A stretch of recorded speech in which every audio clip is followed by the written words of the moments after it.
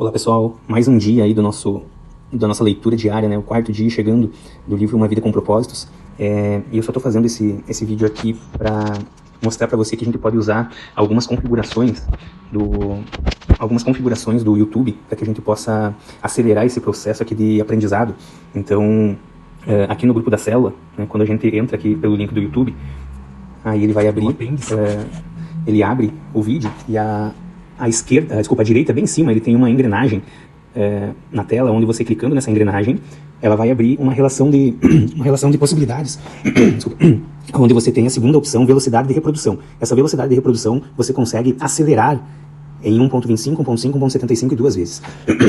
Aí, o que acontece? E o que eu aprendi com isso, né? Quando você está numa via dirigindo a 60 km por hora, você consegue escutar alguém que está do teu lado, você consegue até mesmo conversar porque você está tranquilo, né? A partir do momento que você vai fazer uma ultrapassagem e você acelera a 100, 120 por hora, você não pode ter nenhum desvio da tua atenção, né? Então, esse acelerar do vídeo, desde que você esteja incumbido em parar tudo que está fazendo e assistir ao vídeo, é algo que vai acelerar aí o aprendizado e vai fazer você tomar muito mais atenção, né? Você não vai desviar a tua atenção para nenhum dos lados, né? Até mesmo quando a gente está olhando o celular, vem um bipzinho, vem uma mensagem, né, no WhatsApp, e aí acaba desviando. Com esse acelerar, isso ele não acontece. Então é uma dica, né, de como que a gente consegue aprimorar, né, o nosso pensamento aí ao que a gente está fazendo e também reduzir o tempo, né? A gente teve no último dia ali, ele ficou 23 minutos, ele ficou um pouco mais extenso do que eu tinha previsto, mas nesse acelerar aí a gente consegue reduzir o tempo aí até pela metade. Tá bom, gente?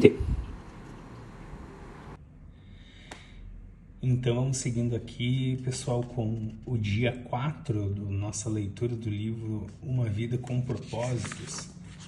Voltando aqui então no dia 3, que é a pergunta para a gente meditar, né? Na opinião de minha família e de meus amigos, o que dirige a minha vida? O que eu desejo que dirija?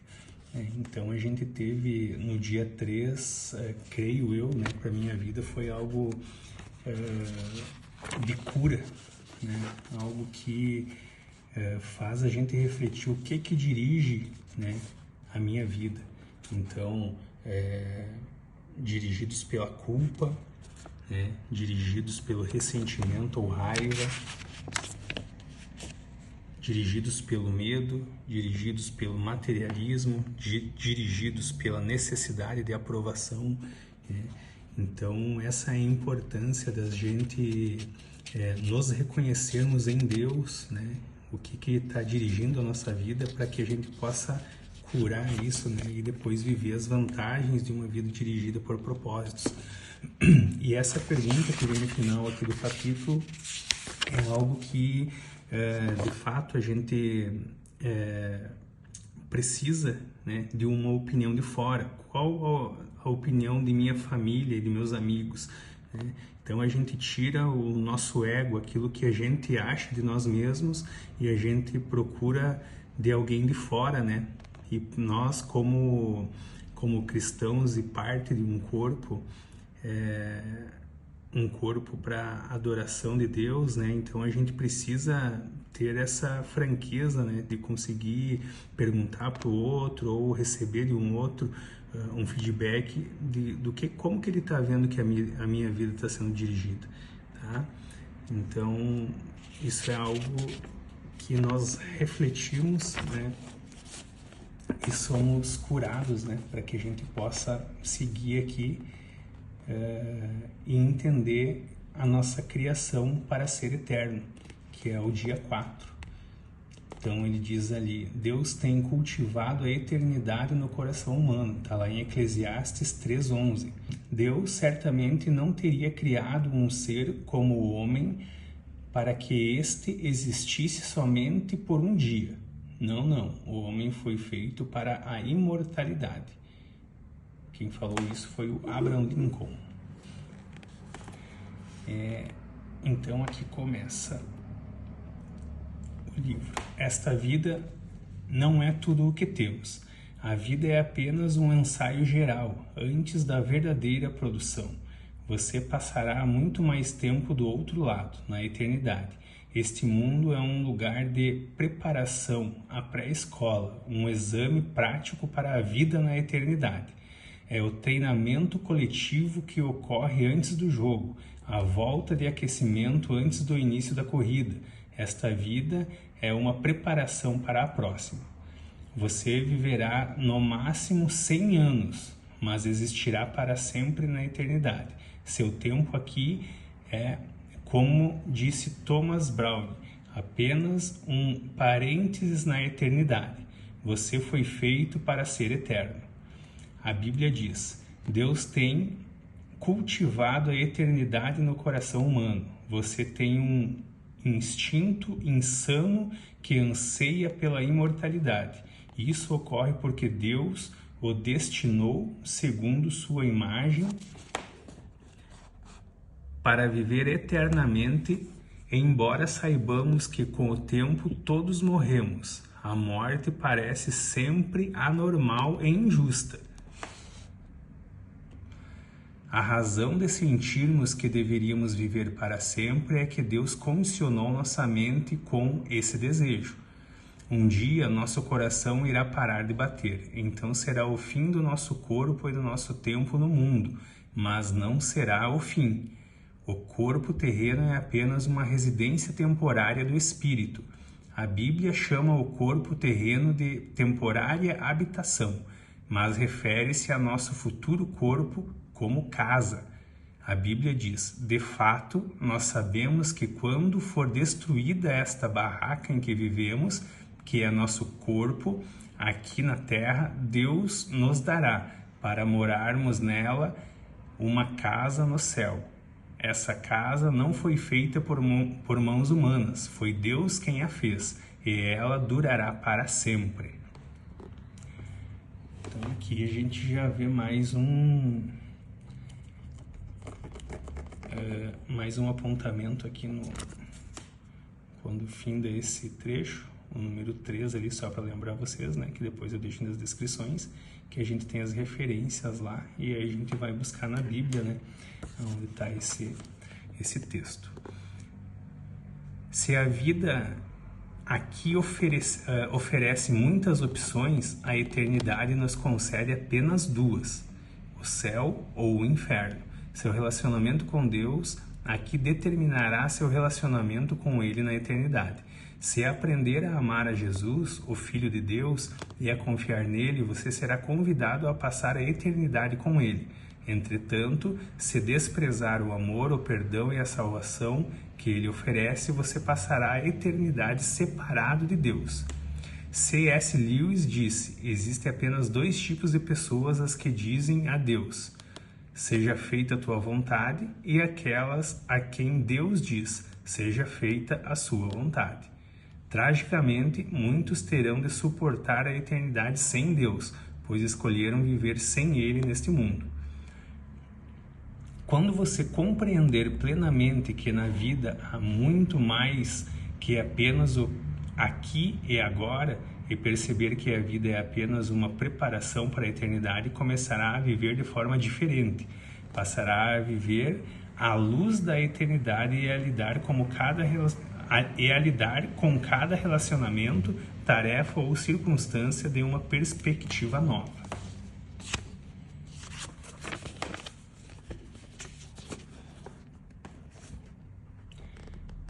Subitamente, muitas atividades, metas e até mesmo problemas que pareciam importantes vão se tornar banais, insignificantes, indignos de sua atenção. Quanto mais próximo você viver de Deus, mais as outras coisas vão lhe parecer insignificantes. À luz da eternidade, os valores mudam. Você utiliza mais sabiamente o dinheiro e o tempo e passa a dar maior valor à sua personalidade e aos seus relacionamentos, em vez de valorizar fama, riqueza, realizações ou mesmo prazeres. As prioridades são reordenadas. Manter-se em dia com as tendências, com os modismos e valores populares já não é tão importante. Paulo disse: antigamente eu pensava que todas essas coisas eram muito importantes, mas agora as considero sem valor algum, por causa do que Cristo fez. Se todo o seu tempo aqui fosse para ser dedicado unicamente a esta vida, eu sugeriria que começasse a viver agora mesmo. Você poderia deixar de ser bom ou ético e não teria de se preocupar com as consequências de suas ações. Poderia dedicar-se a uma existência inteiramente egocêntrica, pois seus atos não teriam implicações no longo prazo. Mas, e isto faz toda a diferença, a morte não é o fim. Ela é tão somente a transição para a eternidade. Por isso existem consequências eternas para tudo o que você faz aqui. Cada ato de nossa vida faz soar um acorde na eternidade. O aspecto mais prejudicial da vida contemporânea é o raciocínio no curto prazo.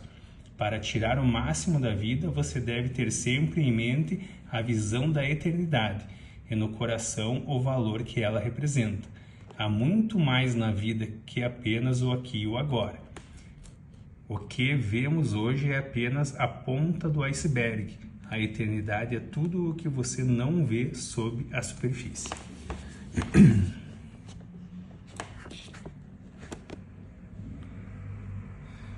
Como será a eternidade com Deus? Francamente, nosso cérebro não é capaz de compreender a maravilha e a grandiosidade do céu.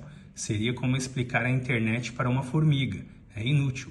Não foram inventadas palavras que possam expressar a experiência da eternidade. A Bíblia diz: olho nenhum viu, ouvido nenhum ouviu, nem jamais o coração do homem percebeu as coisas maravilhosas que Deus preparou para aqueles que amam o Senhor. Entretanto, Deus nos dá vislumbres da eternidade em sua palavra. Sabemos que neste exato momento, Deus está preparando um lar eterno para nós. No céu seremos reunidos com os fiéis amados, libertos de toda dor e sofrimento, recompensados por nossa fidelidade nesse mundo e designados para um trabalho que apreciamos realizar. Não ficaremos recostados nas nuvens, com auréolas tocando harpa. Desfrutaremos da contínua companhia de Deus e Ele se deleitará conosco para todo sempre. Um dia, Jesus dirá: venham, benditos de meu Pai, recebo como herança o reino que foi preparado para vocês desde a criação do mundo. C.S. Lewis expressa o conceito de eternidade na última página de As Crônicas de Nárnia, uma série de histórias que formam uma coletânea. Para nós, este é o fim de todas as histórias. Para eles, porém, este é apenas o começo da verdadeira história. Toda a vida deles nesse mundo e todas as suas aventuras haviam sido apenas a capa e a primeira página do livro. Agora, finalmente estavam começando o capítulo. Da grande história que ninguém na Terra jamais leu. A história que continua eternamente e na qual cada capítulo é maior e muito melhor do que o anterior. Deus tem um propósito para a sua vida na Terra, mas que não termina aqui. O plano envolve muito mais que as poucas décadas que você passará neste planeta, e mais que a oportunidade de toda uma vida. Deus lhe oferece uma oportunidade para além de toda uma vida. A Bíblia diz: o que o Senhor planeja dura para sempre.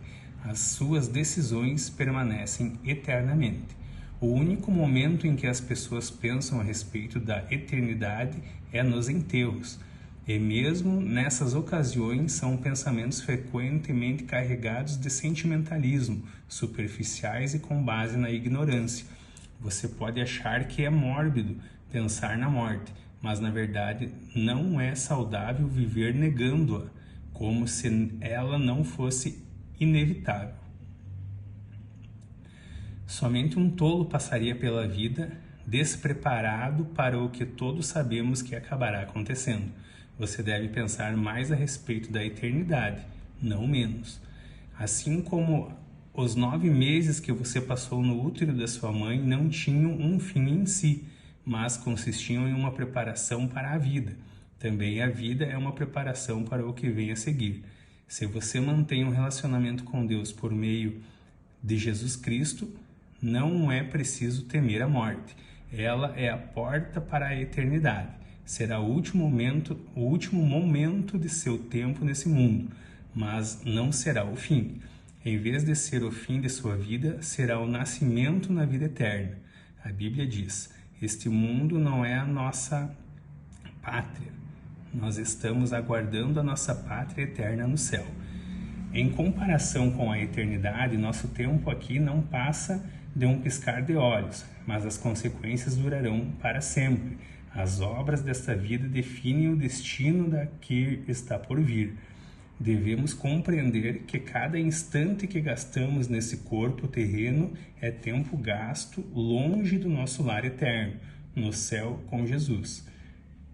Há alguns anos, uma frase popular encorajava as pessoas a viver cada dia como o primeiro dia do resto de sua vida. Na verdade, seria mais sábio viver cada dia como se fosse o último. Matheus Henry, em seu comentário on the Whole Bible, comentário de toda a Bíblia. É necessário que o assunto de cada dia seja preparar-se para nosso último dia. Então, dia 4, pensando seu propósito de vida, tema para reflexão. Há muito mais na vida que apenas o aqui e agora. Versículo para memorizar. Este mundo está desaparecendo juntamente com tudo o que ele almeja, mas se você faz a vontade de Deus, viverá para sempre. Lá em 1 João 2,17. E a pergunta para meditar: já que fui feito para ser eterno, qual é a única coisa que hoje devo fazer, devo parar de fazer, e qual é a única coisa que devo começar a fazer? Amém, gente? Então, aqui finalizamos o dia 4, né? A minha oração é que a gente possa tá entendendo, né, qual que é esse nosso propósito de vida, e a gente desacelerar, né, em relação ao mundo e acelerar em relação ao nosso propósito. Então a minha oração é que cada um aqui possa refletir, né, e deixar o peso, né, desse mundo aí de lado e viver mais leve para Jesus. Tá bom, meus queridos? Um abraço, até amanhã.